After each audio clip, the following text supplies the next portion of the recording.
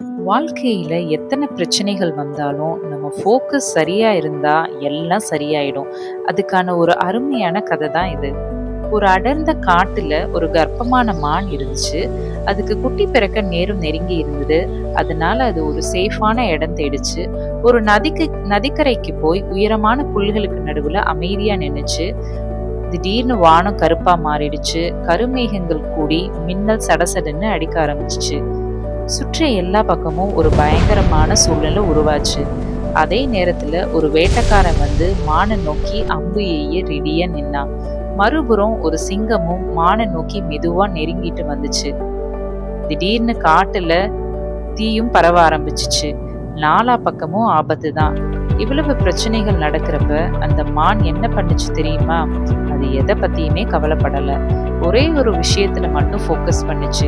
தன்னோட குட்டி பாதுகாப்பா பிறக்கணும்னு. அதுக்கப்புறம் அதிசய மாதிரி விஷயங்கள் நடக்க ஆரம்பிச்சிச்சு. மின்னல் வேட்டைக்காரன் அருக விழுந்துச்சு. அதனால அவன் அம்பு தவறிடுச்சு. அதே நேரத்துல பழமாக மழை பெய்ய ஆரம்பிச்சிச்சு. அதனால காட்டு தீ அணைஞ்சிச்சு. புயலோட சத்தத்தால சிங்கம் பயந்து ஓடிடுச்சு. கொஞ்ச நேரத்திலேயே அந்த மான் பாதுகாப்பா ஒரு அழகான குற்றிய பெற்றெடுத்துச்சு. எல்லா ஆபத்துகளையும் கடந்து அது வெற்றியும் அடைஞ்சிச்சு. வாழ்க்கையில எத்தனை பிரச்சனைகள் வந்தாலும் நம்ம ஃபோக்கஸ் சரியா இருந்தா, நம்ம செய்ய வேண்டியதை நாம செய்தா மீதி எல்லாம் தானா சரியாகிடும். So stay com, stay focused and stay positive.